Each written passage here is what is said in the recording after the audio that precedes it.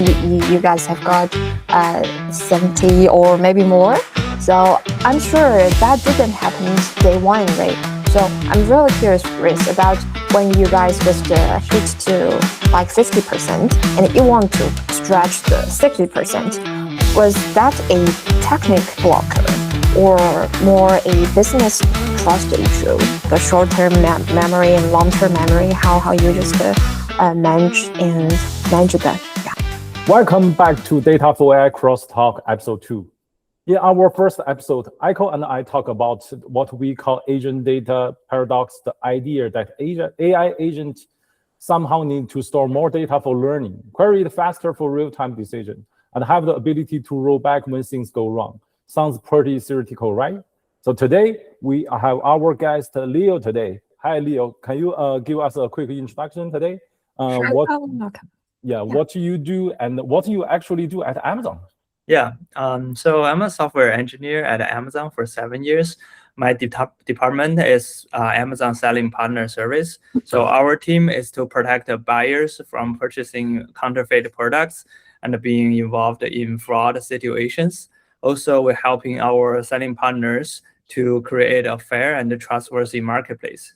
Before Amazon, I worked for IBM for a year, help develop web applications for our corporate partners like Coca-Cola and other companies. Yeah.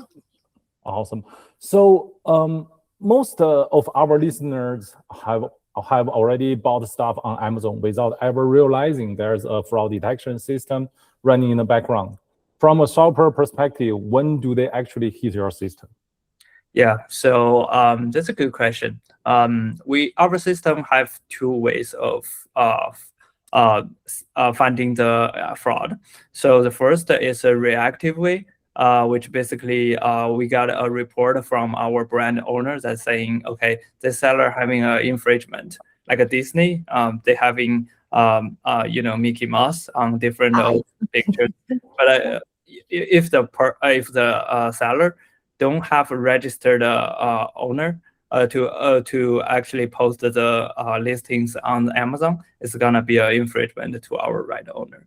So this is the passive way, and there is a proactive way we are trying to do now with the leadership is currently leaning on this part. We are trying to proactively scan the ASIN catalog to try and find the abuse even before the right owner can find it.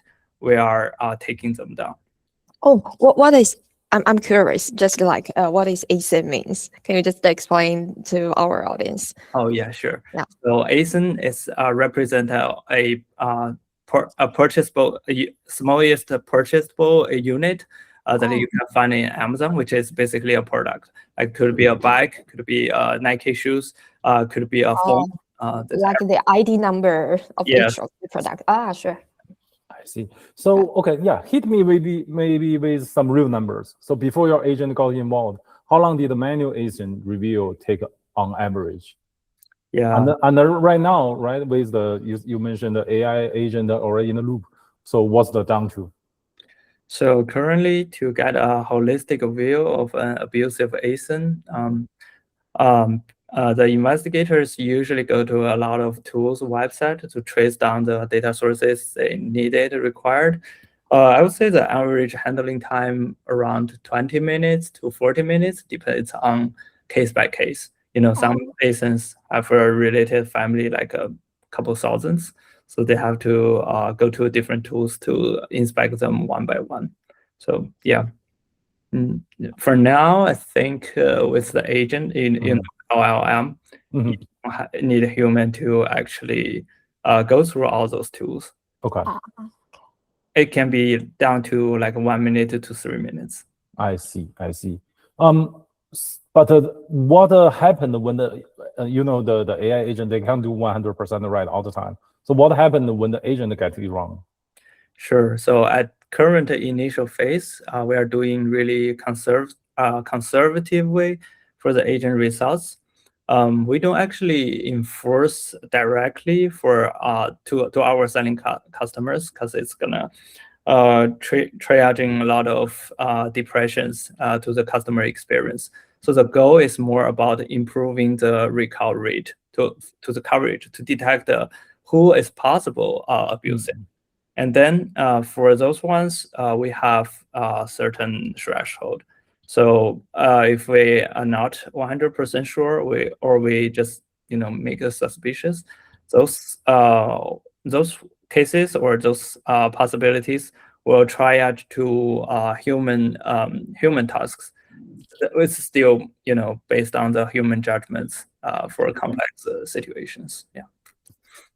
Okay, sure. So, because I'm work in the database industry, also I'm a data guy, so I'm always curious about like in different system, especially because your scenario is very typical, it's commercial scenario. So, the data volume, I'm always curious because in your system it sounds massive, of course, especially when the AI agent have involved in. So could you please help us to building like a mental model, the data map, like how does data break down in fraud detection? So because I'm guessing you might need to got user behavior signals like the product data, also like some historical fraud patterns. So what kind of this data come from? The data map will looks like what? Yeah. Okay. Yeah, so we do have most of the historical data that are mapped by time, and those data would actually live in data warehouse. So we don't actually using those part of data a lot because the BIE team and the data engineering team or the science team would use those more. So they were more like using the historical data to find the abusive pattern to see if they can prevent proactively. That's more like apply science role. So from us, our use cases is more like real time because our case or problem, yeah, it's more like a real time problem. For example, our case system is connected by seller submission cases. So those ones are real time. It requires low latency. You don't want a seller, for example, being blocked and they want to appeal and their case just stay in the queue for like 3 to 5 days. Correct. And it's the seller, so we require low latency and short SLA for all of our customers. So our agents would be focused on the real-time data that's coming from different services. So Amazon is a super complex system here. Yeah, so sure. ASIN level data, seller level data, brand level data, even for the catalog data, like you see there is a title or there's some destructions. It's all from different data sources. So yeah, so at this phase, we're still working on the tools that are able to read from those services to get the real-time data. Yeah. Get. Yeah. So I'm not sure you know that, but I still curious like the different data type where they just store them into the different database or different data architecture, or just you all the Amazon guy, the different team they use like same or one data architecture to control different working streaming or different data. Do you guys use different database in your whole branding workload? Yeah, I would say it's a lot. So basically, it's a lot. Yeah, sure. So generally have only two types, right? We deal with most relational database and NoSQL database. So that's that's a different types. I think for most of the web application team like us, or we are inclined to using NoSQL first. Its nature, low latency, and managed service. It's really helped a lot. You don't have to, when you're trying to add in a new attribute, you don't have to change the whole schema. But also having a lot of traditional databases because his company history. I think company history. Yeah, I get. So that's definitely the relational database is still there somewhere. Also, yeah, most of the two databases are like that. But we also having sometimes we also have to deal with the different historical database like no. So basically, it's a data warehouse. Yeah. Yeah, I get. But it's just data warehouses. For all the different data warehouses, you have different teams for different use cases, and that's quite hard to integrate. So I'm not sure if you know, there's a AWS service called Glue Catalog. So basically, different data sources, even unstructured, not a database, like just a file system, you can as long as it's a structured data, you can create your own catalog and query like a traditional database. So this is the most ways that we are currently building to talking to those data. I see. Okay. Exactly. Yeah, I get your situation. I think it's very typical. From me, I have met a lot of company and different industry.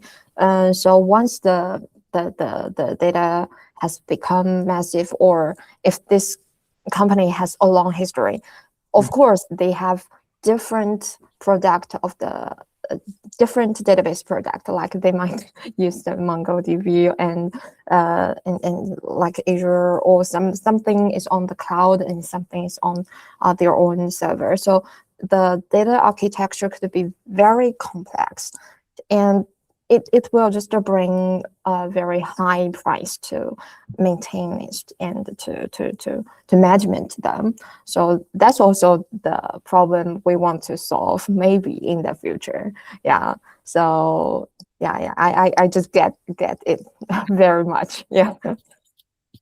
I see. Okay, sure.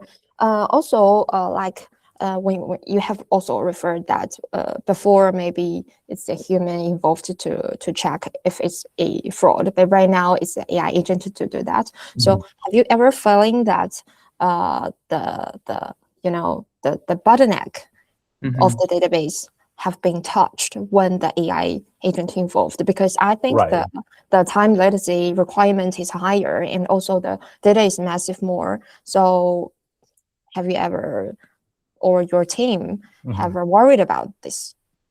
Yeah, I think not only data, even for the service, it's the same. Like when you actually scaling it, the service and database access would be much more massive comparing to before. Because if you connecting more MCP tools, the limitation for the dependency will also become super bad. So I think we do have this problem. Like mostly it's for the MCP tools and connections to the service. So what we do is we have to define a contract based on the contract for our service. So we don't want to overwhelm others' dependency service, causing cascading issues. So all those communications are based on the contract. All the MCP tools and even for the Bedrock. I think the most limitation is not coming from the dependency service and database, because we have the contract to manage. It's more coming from the model itself, because the I see. is really expensive. So, and if you actually want to put all full context into the database, I don't think it's even realized or it's worth it for the auditing purpose. Usually, what we do is we just put the confidence score and only the reasoning part. For example, if you have 100 of data sources from MCP tools or from the data source, you will you put all them into LLM, and they will only find which one actually that help you determine issue. So you only put that as an evidence, and you can store later for the auditing purpose. So this is the way we are getting around of those writing bottlenecks. Okay. There is a trade-off. You can lose certain context, but when scaling, as long as you have a good mechanism to close the agent feedback loop, let it involve itself, and the agent quality, I think that's not a big issue. Yeah, I see.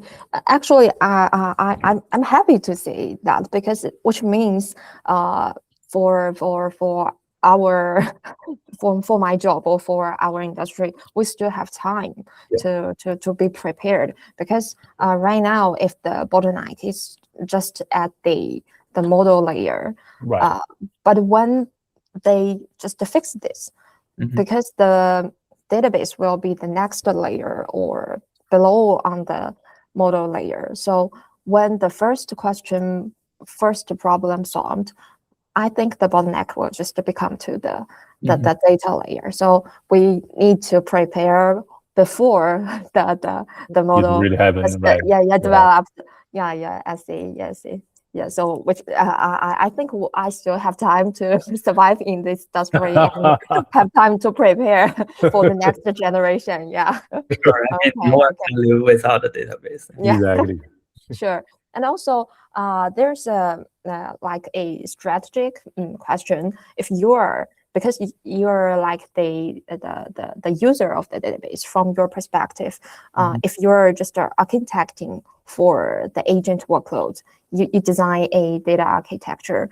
Do you think is the integration capability cross data type, like the database we need it to storage like some relational data and also maybe some unstructured data? Is that more important, or just some single point performance, like the write speed, the data compression ratio, like this kind of thing matters more? Do you think which one is more important from your perspective? Yeah, especially to our use cases. I think latency is very important. So latency. Okay. We've doing a lot of things to improve latency. Even before the agent era, the Bedrock has its own agent, and before that, coming out, there is another concept called RAG. One is involving the databases. So basically, before you query it, you will feed the LLM with the knowledge base, and the vector you pre-indexed, and that's just how you can query faster and getting your results faster. So later on, this thing being involved, they wrapped this database into agent memories. So agent memory will be a managed service that living inside your agent runtime, which is you don't have to make any queries to the databases. All the context or all the even for the long time sessions, the session histories will be stored automatically and tied to that agent. So. Get that. Okay. Interesting. Yeah, and at the last of this part, I also have noticed that you mentioned your agent automation ratio. It comes from maybe at the beginning it's 15%, and maybe right now you guys have got 70 or maybe more. So I'm sure that didn't happen day one, right? So I'm really curious, Riz, about when you guys just hit to like 50% and you want to stretch the 60%. Was that a technical blocker or more a business trust issue from your thinking? Oh, that's a really good question. Yeah. Very practical. I think, there's an old saying, right? Rome is not built in one day. It's the same in this situation. So with the LLM automation rates are foreseeing increased significantly, to achieve such automation rate, it's actually a lot of pain points for us to do many of the experiments to make sure our accuracy or recall rate, all those agent quality metrics to be very accurate. Because as you said, I would say most pushback would be business. So well, agent scaling does freeing tremendously working power comparing to the previous human, right? So due to the previous human headcount, we probably can only deal with 6,000 cases a day, or just just a number, because it's probably taking 20 and 30 minutes to finish a task. And now it's like 2 to 3 minutes. However, scaling up at a huge level, even you got a 99% accuracy, right? There's still 1%, and times with a huge amount of ASINs or the issues that within Amazon. So it could be a million number problem. Sure. So when you're scaling that at that level, how you can deal with the million appeals from the seller if you make the wrong decision? Like even the reinstate is 1%, there could be still 100K cases that are still been submitted by sellers and by reported. We have to make sure the downstream ops team having the capacity to handle it. So to handling that, you probably need additional agents. Automate. So basically, it in this loop life cycle, you have to make sure each point that having enough automation rate to make it a flywheel to continuously improve the seller experience. Yeah, and also I think for this kind of question, why I want to ask that, because I think it's very interesting question to different company and a different team, because you can see the different personality of a company through this kind of question, because some of them they might would like to buy it when everything is not at a certain, have it on a certainty, but some of company just they don't want to get this kind of risk when before they say the apple is here. Yeah, I think it is important. I think a fraud detection is a part of the trust layer of Amazon to make the e-commerce system like able to scale. Without it, the entire system will degrade, right? The seller raise prices, the platform, tighten the access, and making the whole system get down, and that lead to the customer trust eventually. You just mentioned a lot of agent involved about your right now current job. So like episode 1, Echo and I, we talk about this something still really stuck with me. So we talk about like a given agent too little permission. So and it can't do anything really useful, right? But if another way is if you give it too much, you're basically hoping it don't do something like a disaster or mess up while you are not looking at there. So in data-driven culture like Amazon, how did your agent actually earn production permissions? So what's your harness? Okay, that's a good question. Harness is a very interesting topic, pretty hot in the internet world. So first of all, we don't actually give any enforcement tools to our agent, which means too powerful tools come with high risk. Our team is compliance team. If you doing high risk, it's gonna be bad impact to the Amazon names. So that's first of all. And secondly, reading capability, I think it's fine. You're reading more of the data. You're making your agent more powerful to able to do judgments or do recommendations. Or actually, even for the data retrieval part, that's itself actually solves most of the ad count problem. So because currently, our operation, we are rely on human to go to different tools to get the data requirements. That's actually taking 80% of their time to do the research. Okay. So with agent, we are able to make it like 1 or 2 minutes, and we just show them all the data. Yeah. So yeah, that's a phase one. I think in the future it could be like when the reasoning is more stronger, when your accuracy is much better than human. Probably gonna try more powerful tools to give the agent. But for now, we are trying to constrain it. We are trying to make sure the agent doing the right thing. Okay. So basically, right now, I think the tech team, they need to make this kind of harness through the agent to do that.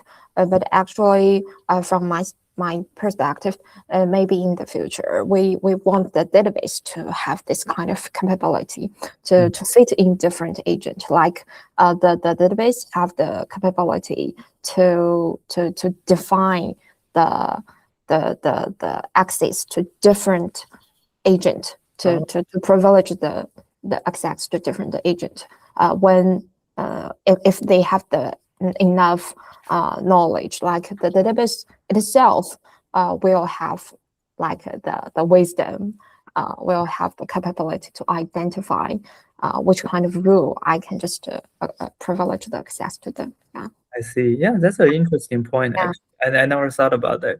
So currently, I think all the identity controls and authorization is based on this agent identity system that owned by AWS. It's AWS managed the identity, but it's only, the identity level is on the agent. And it's only for the agent to agent talk and agent to MCP tools talk. So that also AWS, has its own authentication systems that manage the permissions, who is able to talk to who. So that's one is managed by the IAM. But yeah, that's a good point you mentioned. Yeah, I see. So maybe right now your agent have no privilege or have no possibility to access some high risk data or high sensitive data, right? So high risk data, I think that we do able to access some high risk data because it's a key to make sure even so, this is customer part of customer owned. So basically, Amazon has different structure layers to the customer data. We cannot access the highest ones. The seller address, something like that, we cannot access. But yeah, the basic ones like seller placed certain orders to find out abusive patterns. That kind of data we are able to access. Yeah. Okay, so basically because you trust your agent. Yeah, right. Yeah, I mean it's just the data reading, so it should be fine. Okay. Leo, what's the most memorable technical or business failure you have ever had? So I'm not looking for blame or just curious why agent constraint matter. Okay, yeah. So for agent-wise, I think there's not really too much because we have pretty good fallback mechanism, especially for the productionized agent, right? You don't really have too much powerful actions. At the current stage, we just doing the suggestions for the users. So more like a scaling problem when we launched, I would say. It's failed to provide the results to our end users. In that case, we have a mechanism to fall back to human tasks automatically. So basically, those kind of results would be blank to the users. They will still remain on their own knowledge to basically fall back to the old way, getting all those tools and figure out the problem, which may cause some operational costs. But at current stage, it's still manageable. And we are trying to minimize the impact to our end systems. For future, when scaling, we sure we need to be more cautious around this part. Because when you're actually scaling and then no human being able to help, that's gonna be a bigger risk. Right. Sure. And for this kind of when you just had to post-mortem that, when you need to recall like this kind of case, why they happened or how they happened, but the traditional log system enough for you for agent error, or the observability of the system or the data need to be modified or optimism in the agent error from your perspective? Yeah, you think? Yeah, so I would say, yeah, you're talking about the operational, right? Operation Yeah. is metrics. Yeah, so agent-wise, it's kind of similar as well. Service, you got a latency, volume, failures, success. You got all those kind of metrics around a service call, and from the client side server end. So for LLM is similar, especially we're using AWS Bedrock.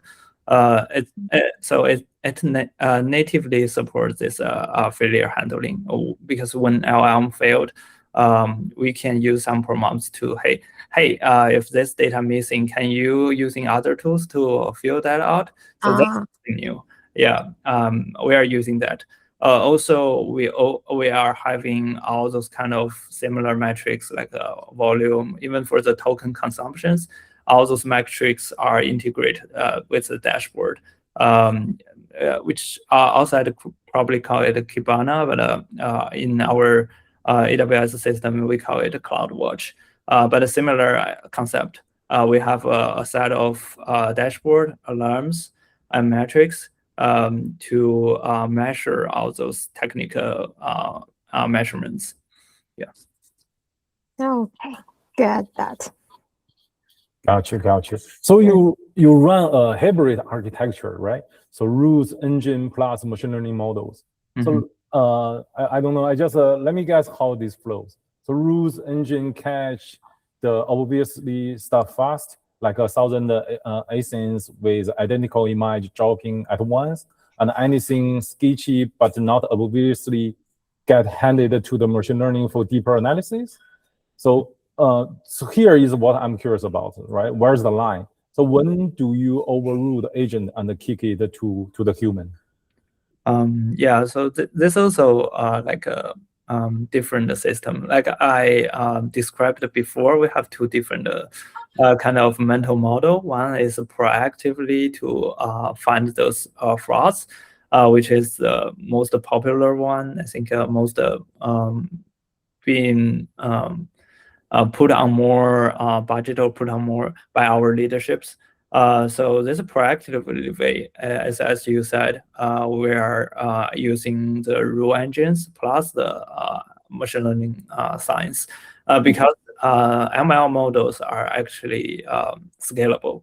It's an offline model, but it's powerful. It can scan 100 millions of data in a day. So also the expense is much cheaper. So using that one to proactively detect the abusive patterns is most mature companies would do, I believe. So from our end, engineering end, we also using this rule engine. But in our end, we are more like using rule engine plus agent. So rule engine can help us. For example, if you got some attributes from a seller, you will, based on the attributes, like you will know if this is abusive or not. It's easy to judge. You don't have to involve LLM. So this can rule out a lot of issues and help reducing the token consumption by LLM. Again, LLM is very expensive. So for the agent, when there's like a problem need to human judgments, we are trying to using an agent. So agent not only just for retrieving the data, getting it faster, it also helps now it also helps determine like a very tricky problems. For example, just simple use cases. You need to find all those images. You need to find the duplicate. At the same time, you will need to find the most outstanding one from the image. So at this part, the agent will get in because this is something a rule engine not able to resolve. Yeah. Yeah, exactly. Actually, I think I have heard that a lot from the different guy that using the LM is very expensive. So in this perspective, actually the memory is become more and more important in the how to manage them and how to use that effectively will just basically the effective way to lower the cost we use the large language model. So what's your agent memory system might like? So they will just saved in the vector database or traditional database. The short-term memory and long-term memory, how you just manage them. Yeah, I see. Yeah, previously in Bedrock traditional agent, you basically using the RAG system, which is a vector DB. You index all your needed data into a vector DB and doing the retrieve from based on that. But now agent because the system is improving, so AWS currently don't require you to actually need to connect to a database. So for short-term memory, you are able to save it into the runtime, which basically agent machine, they have a runtime environment. Also for the long time, it's the same as short-term. So basically it's just an environment configuration change that you need to do in the agent structure.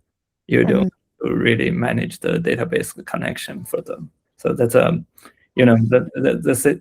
the agent system is also becoming more easier for people to use. So, yeah. Okay, good. And also a quick question, if you can share the specifics. So what being the most time-consuming part when you're doing the training or the constraint this kind of agents? Oh, okay. Yeah. I would definitely say it's the edge cases. There's in the Oh. real production environment, there's a tremendous edge cases you have to handle. So all those edge cases will bring down your precision. I mean, to get a really good precision, it's pretty hard because first of all, it's not like a traditional model training. Training agent is very expensive. When you are hitting some edge cases, it will bring down your score, and you have to retune your prompts and rerun those trainings. So what we do is we don't actually training with the repeated data. When we find a edge cases, we always patching the agent. So let it remember in long term. You don't make such a mistake. This is a bad case. So just remember it. So basically doing something like that to constrain the agent and keep it evolving. Yeah. Okay, good. That since we all just confirm that the training or the using the agent, the large language model, it's like a very huge number. But Victor just told me when you just work in the Amazon team, you have saving like in a million number for a year. So how you guys just calculate that? Yeah. Like what's the for TCO math for a agent? Yeah, that's mostly because the operational cost. You used to need the manual effort to searching all those tools to get a decision. Now with agent, you are able to improve that part, and you can release those talents to focus more areas. Like they can focus more on finding out the edge cases, making the agent much better. So that's also saving a lot of operational time for them. I see. Interesting. Yeah, really interesting. So right now, I need to ask about the applied science team relationship, right? I haven't heard about the SDE complaining about this everywhere. You want the models in production making judgment calls. The scientists want to push papers and chase accurate metrics. So how did you structure that contract? Like what accuracy level is actually production ready for you, for you guys? Yeah, that's a also very important question. I think so. Precision level, not only from technical, it's more like from business.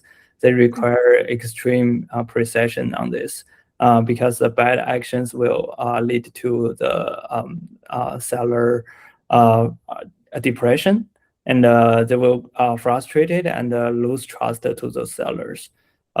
So we also, at this case, we also give them we also give the fair opportunity to appeal.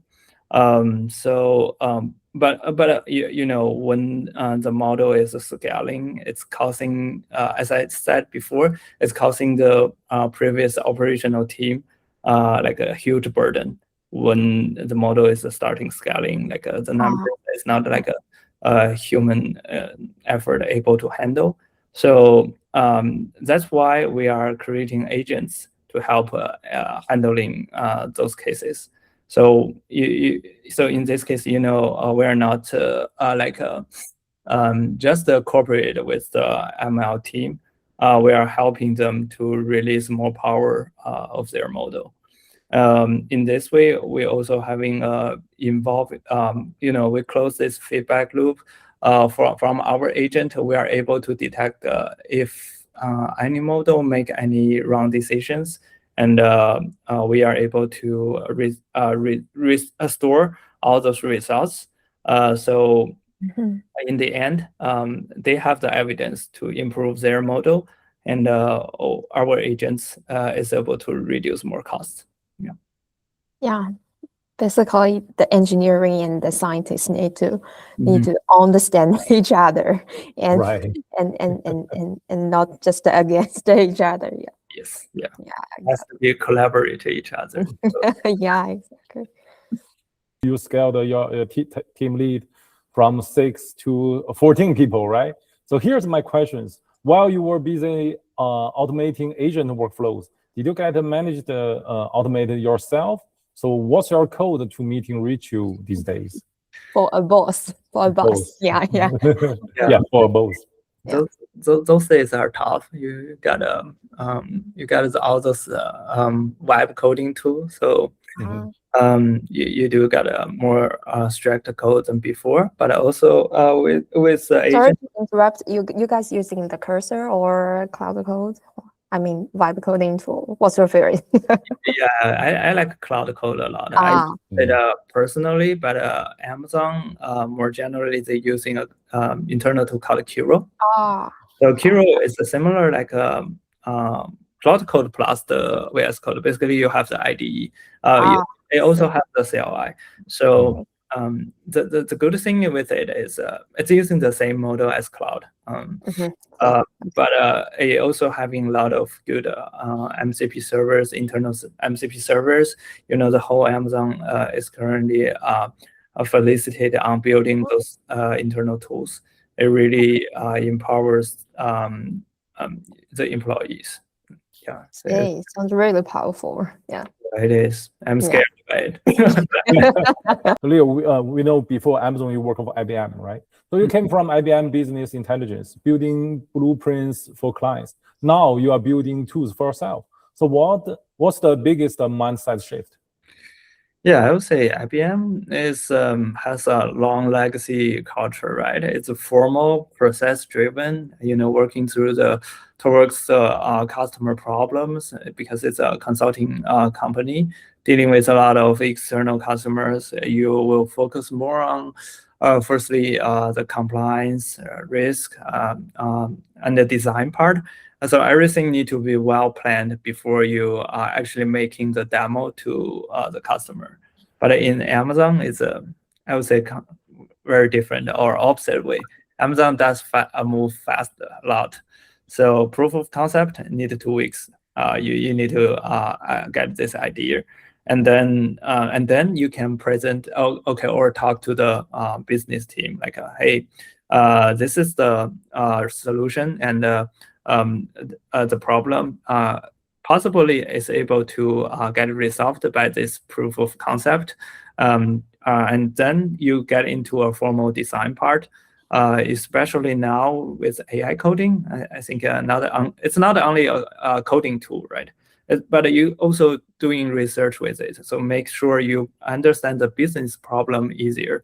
So I do say, yeah, it's a totally different. I'm not sure if how fast is IBM now, but here everything moves really fast. Yeah. I see. Okay.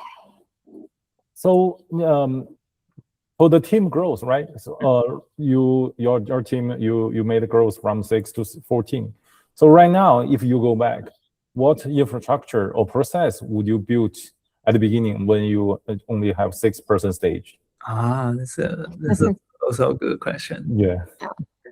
Just to give us some successful suggestions. Right. Yeah. It's I would do a lot of different things, because when the team was 6, I'm not really a team leader role.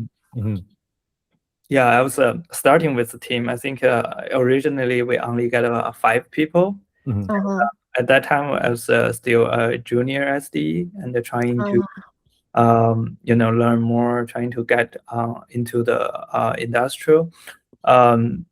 For now, I would say reducing tech debts is very important. So even if the proof of concept or the MVP requires you moving fast, but at the early stage or at the design, you need to overlook like a future 1-year or 2-year structure. So long-term solutions, not just the short-term wins or short-term patches. So a robust system can really free you from the operational hell.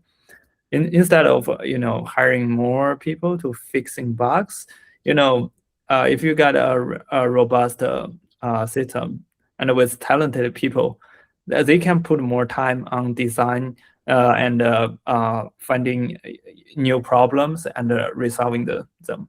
So I would say also I would like to make really good documentations that everybody will be beneficial from the team. Yeah. Sure. Exactly. That was actually very mattered. And also I got the point. If you're not sit on that chair, you will never just think those kind of things. Yeah, at the beginning. Sure. Okay, maybe the last part, because the Leo has been, the boss of the Amazon right now.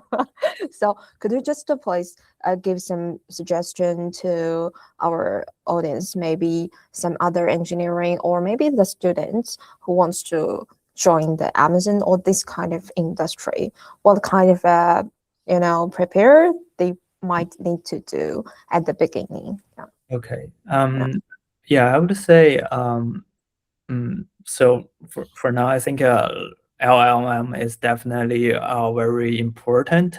Yeah. Basically, you are the director. The model is so strong, knowing things so well. So you need to learn actually how to teach them. So I would say starting from the basic, how this model actually works. Learn the interesting. You don't have to learn how the model is being trained, but at least you need to learn how it can help to solve a practical problem. So trying to find some small problem and trying to use the model to resolve it in the actual life. Yeah. Such a great point. Such a great point. Yeah. Okay. So because our team have a tradition at the end of the episode, so we always bet for the next time. So what's your bet, Victor, today? All right, so time to put some money on the table. So by the end of 2027, okay, my question is, how many times do you think AWS is going to be crushed? It's brutal. Last year is like twice, right? Twice, yeah. Microsoft also got a really bad one. It's really bad too. So that's we call it, we keep talking about, right? The agent, the permissions, right? The access, the trade-off between the human and the AI, right? Yeah. I give it a good number. I say let's give a good number. I say 0. How about that? I think it's Okay. already one. Yeah, yeah, I hope so. There's already one, you know. Yeah. All So right. let's At say. least 2. Okay, let's see. We'll meet again by the end of this year, right? To Yeah, see yeah, who will sure. be the winner. Definitely. Thank you so much, Leo, joining us today. Give us such good experience for the podcast. We learn a lot from your experience, your culture, your career, your tech, experience. Perspective. Yeah. And again, thank you so much. Thanks. We will see Thanks you. for coming. Yeah, Leo. Yeah, we will see you later. Happy to connect. Yeah. Okay. Okay. Yeah. All right. Okay. See you next time. Bye.